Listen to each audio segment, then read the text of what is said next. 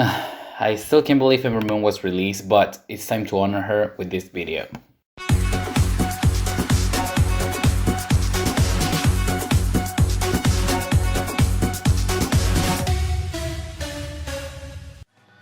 Hello guys, one more time, welcome to Ring Royalty. My name is Alexis, as you already know, and today we have another episode of Rise and Fall. Once again, I asked for your opinions in my main channel, Alexis Girani, and you have voted. You chose Ember Moon for this Rise and Fall video, and I'm going to give you exactly what you want. So let's move around Ember Moon's career and let's see what were the ups and downs of her path in WWE. Adrian Reese's debut in pro wrestling happened in 2007 when she competed under the name of Athena. Prior to her WWE debut, she competed in many different companies such as Shimmer, Anarchy, Ring of Honor, among others, and she faced many different popular women wrestlers nowadays like Su Yung, Jessica Havoc, Allysin Kay, Scarlett, Hamada, and Kana, aka Asuka from WWE. She definitely stood out because her in-ring style was completely different from everyone else in the indies. That's one of the most special things about this young lady.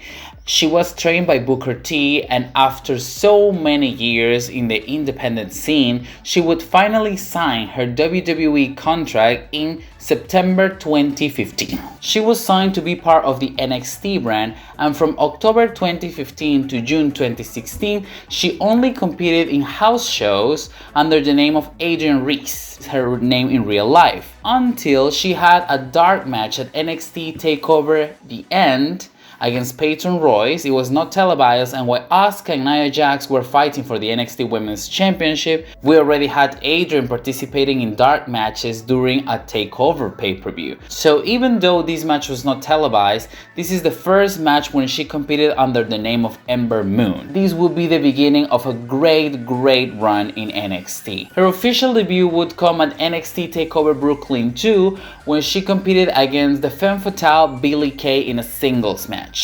Right off the bat, her character was impressive, her look was so on point, and her moveset was just out of this world. Crowd was going crazy. They were totally behind Ember Moon from the get-go, and when she hit the Eclipse to defeat Billie Kay in her debut match, the crowd erupted. Nobody has ever seen a finisher in the women's division as brutal and as innovative as the Eclipse.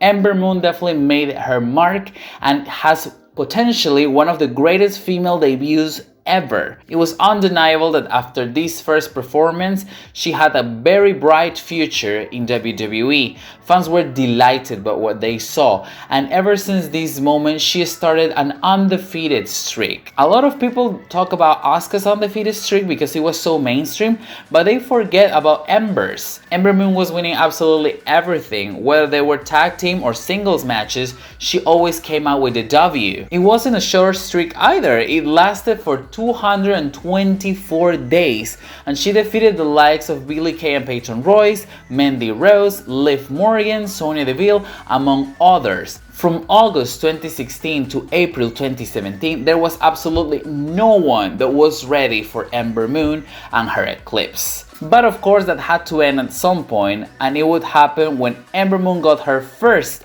title opportunity against the Empress of Tomorrow, Asuka, a former foe in the independent scene. Ember will be defeated for the first time since her NXT debut at TakeOver Orlando when she unsuccessfully challenged Asuka for the NXT Women's Championship. This match was fire, and it was so awesome to see the undefeated champion against the undefeated challenger. The bar was set really high for this match, and Asuka had to cheat to be able to defeat Ember, so that says a lot. WWE still managed to get Ember strong out of the match, even in defeat. That's something that we should appreciate. I know a lot of people were really mad about this, but due to the fact that this was only the first time Ember had an opportunity at the championship, I wasn't so mad that she didn't win, honestly. After this, Ember refused to stay in the back of the line, and she would participate in a #1 Contenders Battle Royal.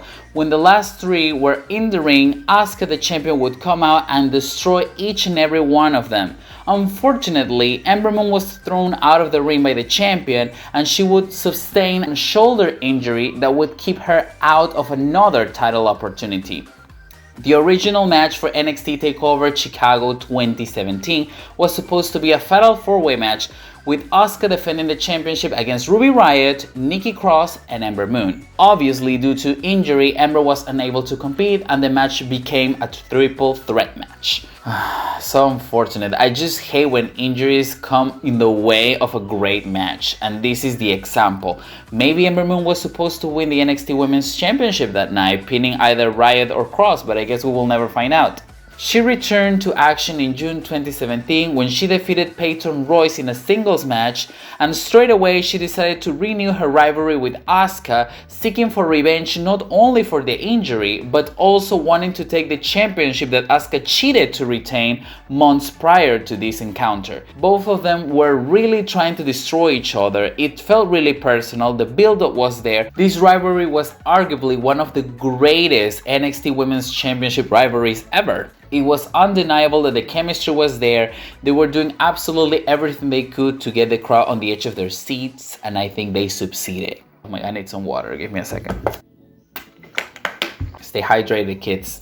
Ember will get her highly anticipated rematch at NXT TakeOver Brooklyn 3, the biggest pay-per-view for NXT, and this is the moment where I thought Ember was going to end Asuka's undefeated streak and become the next NXT Women's Champion, and it didn't happen. For me, this is the first down in Ember's career. Why? Because Ember had all the tools to defeat Asuka. Maybe they didn't trust Ember enough, or they still wanted Asuka to look strong, but Asuka kicked out of the clips, the most devastating finisher in the women's division at the time. So what the hell are we talking about? This definitely made Ember look a little bit weaker because Asuka didn't need to cheat this time to defeat her. It was unfortunate that this happened because Ember really needed the win. She just came out from injury. She was seeking this underdog persona to try to be the undefeated champion, but she didn't succeed in the end. What pisses me off the most about this is the fact that Asuka got injured. I'm not sure if it was real or was kayfabe, but then relinquished the NXT Women's Championship just a week after defending it to Ember. And the two had a very emotional moment during Asuka's send-off of NXT, but I don't give a crap about that. Why couldn't Ember defeat Asuka for the title if Asuka was leaving NXT anyways? It just doesn't make any sense to me. But I won't get too passionate about this because things would brighten up soon. With Asuka out of the title picture, NXT decided to crown a new NXT Women's Champion at NXT TakeOver War Games 2017 in a fatal 4-way match. They needed qualifying matches to see who were the deserving women who would compete for the title. Ember Moon managed to qualify in a triple threat match, defeating Ruby Riott and Sonya Deville. Very nice match, by the way, go and see it if you haven't. And she moved to face Kairi Sane, Peyton Royce, and Nikki Cross in the TakeOver match, which she won. That match was a banger. Such an amazing match, great spots, and Ember would finally become the NXT Women's Champion by hitting a double eclipse on Cross and Royce for the 1, 2, 3. The War Goddess, the Sheenum, on top of the NXT Women's division. Once again, Asuka and her had a nice moment in the middle of the ring when Asuka made a surprise appearance handing Ember Moon the championship that she just won. It was just sad to me the fact that they made Ember look like she couldn't defeat Asuka, but nonetheless she was the champion now, and at this point her career looked the brightest it has ever looked. She was on top of the world, and there were so many great things that could happen now that she was champion, so many possible rivalries, and the title reign wasn't bad, but it wasn't the greatest either. Her first title defense would come on NXT TV in December 2017 when she defeated Sonya Deville in a high competitive match. Then it looked like Kairi Sane was going to step up to the champion, but Shayna Baszler, the Queen of Space, debuted, taking out Kairi Sane and challenging Ember for NXT TakeOver Philadelphia. Ember and Shayna Baszler made magic. They were two completely different personas with two completely different in-ring styles, but it just worked. it clicked. For most people's surprise, Moon managed to defeat Baszler after a quick roll-up to retain the NXT Women's Championship. Even though she lost, Shayna Baszler destroyed Ember Moon's arm, kayfabe, injuring it and then attacking her after the match, earning her a rematch. Before the rematch though, Ember Moon would manage to participate in the first ever Women's Royal Rumble in 2018, just a night after TakeOver Philadelphia. She was banged up but she was ready to rumble. She had a nice interaction with Nia Jax and then she went face to face with Asuka, her former foe from NXT. The crowd popped so hard because obviously they remember one of the greatest feuds that they have seen in a while in women's wrestling. Unfortunately, Asuka would eliminate Ember and would stop her participation in the Royal Rumble. Once again, making it clear that Asuka just had Ember's number. But I mean, it is what it is. Going back to NXT, Baszler got her rematch during an episode of NXT in February, but she was disqualified, so Ember would manage to keep the championship until their final match of the rivalry that would happen during WrestleMania weekend in April at NXT TakeOver New Orleans, when after a grueling match and both of them being banged up and almost armless, Shayna Baszler made Ember go to sleep with a Kirifuda clutch to become the new NXT Women's Champion, and this would also be Ember's last match in NXT. She never got a rematch for the championship, but I think it was the best for her arm, honestly. Before moving to her main roster arrival, I just want to point out how this send-off for Ember Moon was fantastic. I think there was a rivalry behind the match. The match itself was great quality. And also Ember got a live music entrance, which is a nice moment for every WWE superstar, as most of them never really get that. And also I feel like it was just right that Ember dropped the title in her last match, so she would definitely pass the torch to the newer girls there. It was just so awesome, it felt right. I wish Asuka would have done the same with Ember, so everything would feel full circle. It didn't happen, but I have no complaints of Ember's NXT run. It was definitely the best run she had in the company. Because now that we're going to talk about her main roster run, we're going to see many downs. Ember made her debut on the main roster the Raw after WrestleMania, teaming up with the new Raw Women's Champion Nia Jax to defeat Alexa Bliss and Mickie James. The fact that Ember was the one getting the pin on Bliss, who has been the dominant woman for the Raw Women's division during 2017, speaks volumes. Everybody thought that Ember Moon would become the brightest star of Raw during this year, and it didn't happen like that. Just a couple weeks later, Ember defeated Sasha Banks and Ruby Riott in a triple threat match, a very competitive match, may I say, to qualify to the Money in the Bank ladder match. She won by hitting a double eclipse. I just love when Ember does a double eclipse because it's so unique and just astonishing for the people that are seeing. It's just like picture perfect. Such a huge moment for Ember, and during the Money in the Bank ladder match, she had an amazing showcase. She did so many great moves, had amazing spots with Lana, Sasha Banks, Charlotte Flair. Unfortunately, even though she was showcased pretty well, she couldn't win the match. Also, we have to consider the fact that she has just been part of the main roster for 2 months, so she didn't really need the briefcase this fast. Everything was looking fine up to this point, but the hype didn't last too long. I'm just so sorry to say it, but after the Money in the Bank pay-per-view, everything started to go down. Why? She just started competing in many tag team and singles matches, but they were completely meaningless. She didn't get a proper rivalry during her Raw run, which sucks honestly, because why? She's so talented that she should be appreciated and showcased more. And they just had Ember competing in meaningless tag team and singles matches without any purpose in life. The next highlight of her career though would come in the first ever women's pay-per-view Evolution, when she competed in the #1 Contenders Battle Royal, which included legends and people from both Raw and SmackDown. I think for a Battle Royal it was a pretty amusing match.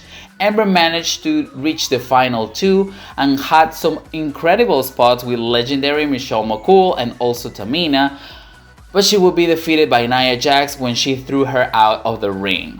I don't really want to mention Nia Jax so much. She's not my favorite and she will never be.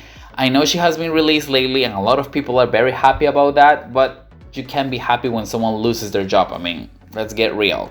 We need to separate the show with the reality, but whatever, this is not the topic of this video. For the next couple months after Evolution, she mostly faced Nia Jax and Tamina in tag team or singles matches, but there was nothing really special about that. And later, at the Royal Rumble 2019, she would enter at number 6 and would make an impressive time of 52 minutes inside the match. It was such a great accolade. Not so many people has lasted that long in a Royal Rumble match, especially for women, and considering that Ember has been booked poorly before this, there weren't really any expectations she would make it so far in the Rumble. And despite being eliminated by Alexa Bliss before reaching the Final 4, I would still say the showcase she had in this match was the best thing during her Raw run. Apparently, she suffered an elbow injury and was out of action until WrestleMania 35 when she made one of the most underwhelming returns ever during the pre-show to compete in the Women's WrestleMania Battle Royal. It was so underwhelming because she didn't even get a proper entrance. She entered with a mass of ladies that came out from catering. The commentators didn't even acknowledge that Ember Moon just came back from injury. And even if she did like 3 different eclipses during the match to 3 different people, she was randomly eliminated by Lana. Lana had absolutely no hype before this Battle Royal, and you're telling me that she's the one to eliminate the returning Ember Moon? Like, why? I know Ember didn't have any hype either, but it's just like, it just doesn't click. Ember should have at least been in the Final 4, and that was not the case. Looking back, her Raw run was a hot mess. The only remarkable things that she did were in multi-women matches like the Money in the Bank or Royal Rumble matches.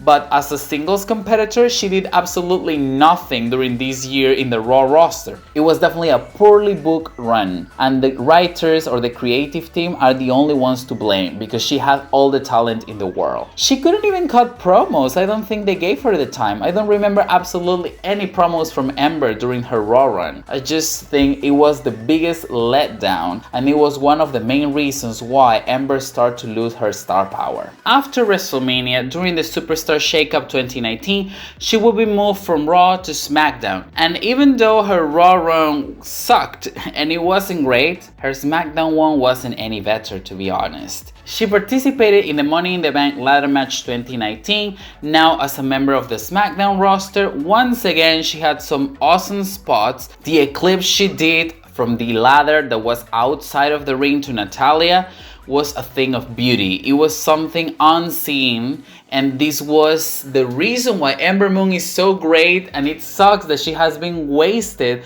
for a year on Raw. She didn't win this match either. This pissed me off a little bit more. Now she had a year being wasted on Raw, so she could have used the briefcase to become a relevant force in SmackDown, a relevant competitor in SmackDown, a prominent force in that roster. And it didn't happen. Bayley would end up winning the briefcase and Ember Moon would be sent to the back of the line again. After that, she would enter a feud with Fire and Desire members Mandy Rose and Sonya Deville. They would bully Ember Moon for being a geek, I guess, breaking her Nintendo Switch, pushing her around, throwing magazines to her face, until Ember snapped, brawled with them backstage. She wasn't afraid to be outnumbered, but the numbers game would definitely come into place at some point. That's why she lost singles matches against both of them, until she joined forces with the SmackDown Women's Champion Bayley to defeat Sonya and Mandy in a tag team match, ending the rivalry with Ember on top. And right after this moment, Bayley would offer Moon a SmackDown Women's Championship match in the biggest party of the summer, SummerSlam. It looked like finally this was Ember's moment to shine.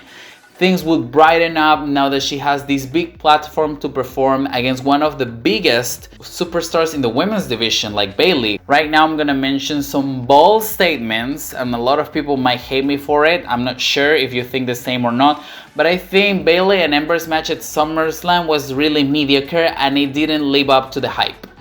Ember Moon wasn't showcased properly. I think the match wasn't structured for her to show her full potential. There were many different spots that were wanky.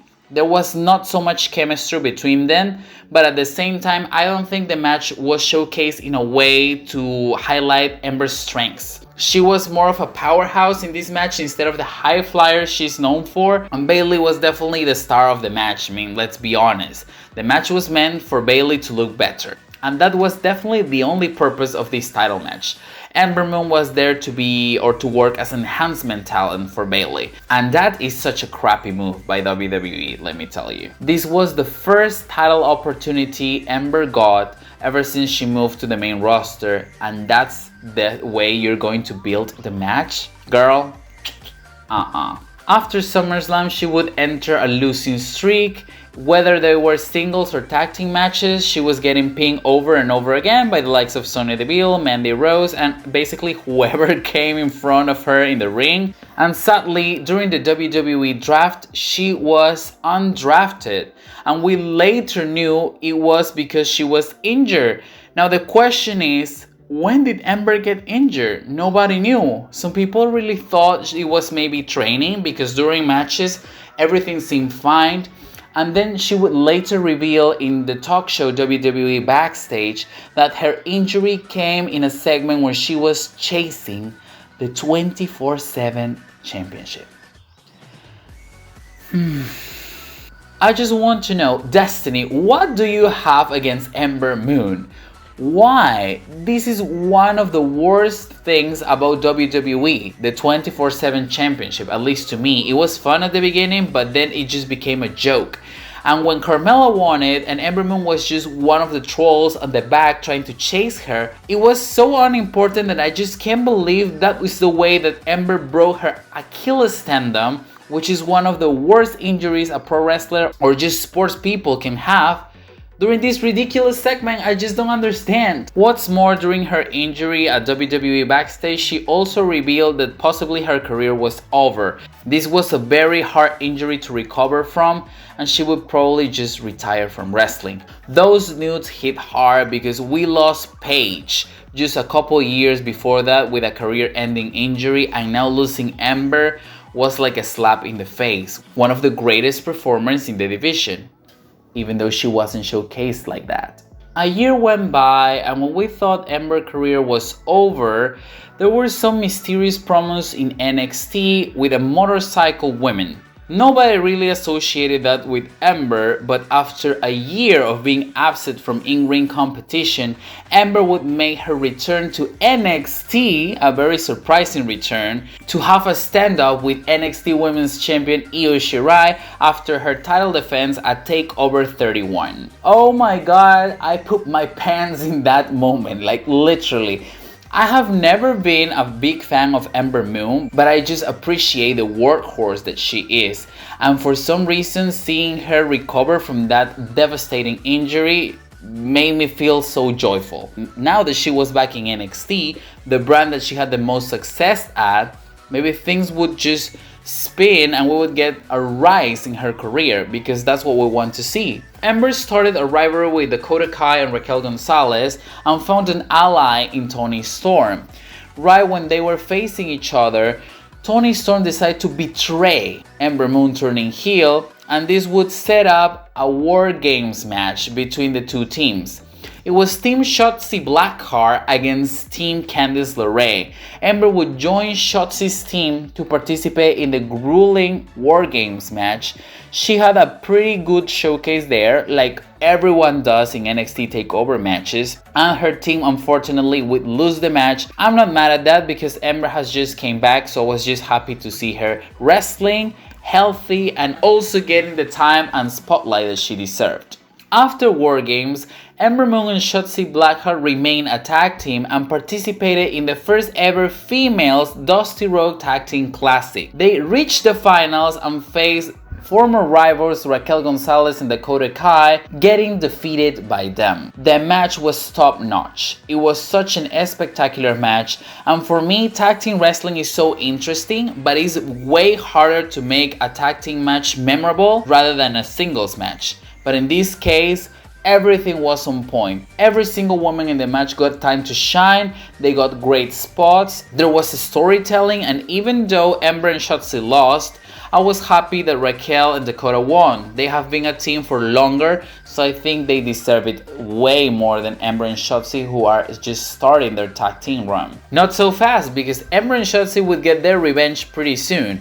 After Raquel and Dakota were crowned as the first ever NXT Women's Tag Team Champions, Shotzi and Ember said, Nana, we won a title shot after that grueling match that we had. They once again stole the show with a great tag team match, and Ember and Shotzi surprisingly would defeat Kai and Gonzalez to become the second ever NXT Women's Tag Team Champions. This was the first time in almost 3 years Ember Moon held gold, and once again it would be in NXT. Now as one half of the NXT Women's Tag Team Champions instead of the singles champion, but nonetheless it is a title and it is something to add to the resume. They proved people wrong because they were a force to be reckoned with. I think they had so many things in common that we didn't really see. They were both edgy, they were both loud, they were both daredevils, so definitely this was well deserved. Let's say happiness wouldn't really last long. The reign was pretty short, it only lasted 55 days.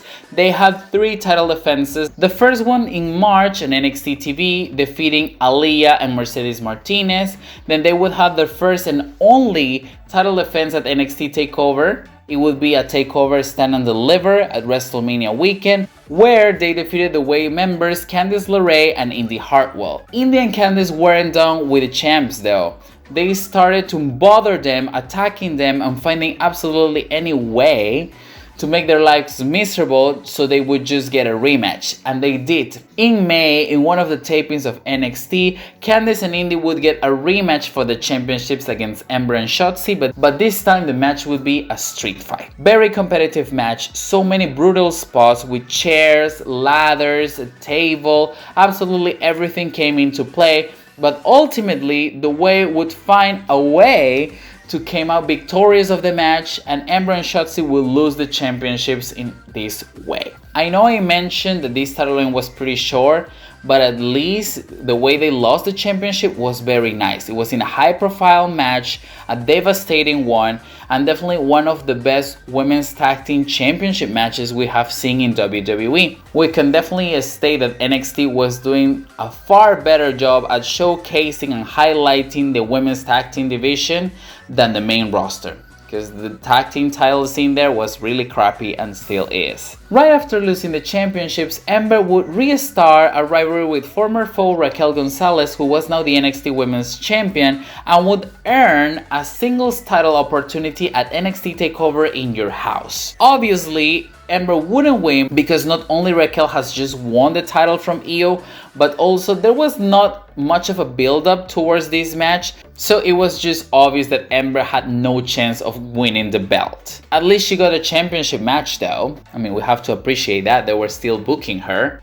What I'm gonna say now is just my perception, but I feel like NXT only booked Ember properly because they had plans for her in the tag team division. That's why they paired her up with Shotzi. But once Shotzi was gone, I just think Ember got lost in the mix. She got lost in the shuffle. She got many meaningless tag team and singles matches that basically brought her nowhere.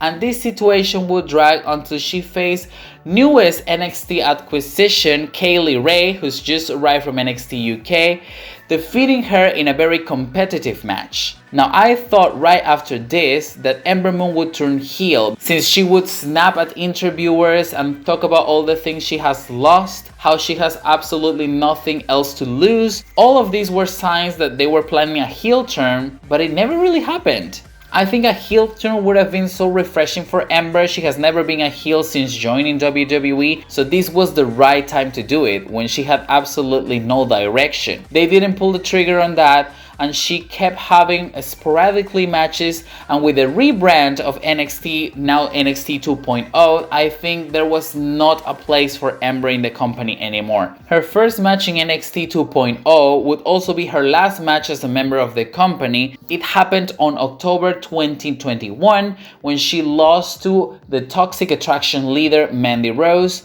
and then she would be released a couple weeks later. I know 2021 hasn't been the best year for females in WWE. There have been so many people released, but I just don't understand how they wasted Ember Moon so much, especially on the main roster. All her time in NXT during her first run was pure gold, and every single moment she spent on the main roster definitely destroy everything that Ember Moon was and everything that she represented, because she achieved absolutely anything in almost 3 years. How can you ruin something this quickly? I just don't understand. Even though she managed to find some success in WWE, I would say her rise was slow and the fall was just fast and brutal and lasted too long. Therefore, I have to state that Ember Moon was definitely one of the biggest wasted talents in women's wrestling history for WWE. And that is just the sad reality of what happened to Ember during her WWE career. Alright, so this was the rise and fall of the She-Nom, the War Goddess, Ember Moon. Let me know down in the comments, what do you think about her career? What were the highs that you liked the most, and what were the lows that you completely loathed about Ember Moon's run in WWE? Once again, I want to thank you for your support. It's been amazing. Look at this, I finally managed to have the pictures in color because I had some proper time to prepare this video, thank God. I'm getting some more free time, so I will try to record a little bit more often. And this will be it for this video. My name is Alexis, as you already know. Here is my Instagram if you want to talk to me or anything, and I will see you guys next time with new content and fresh ideas. So stay safe. Goodbye.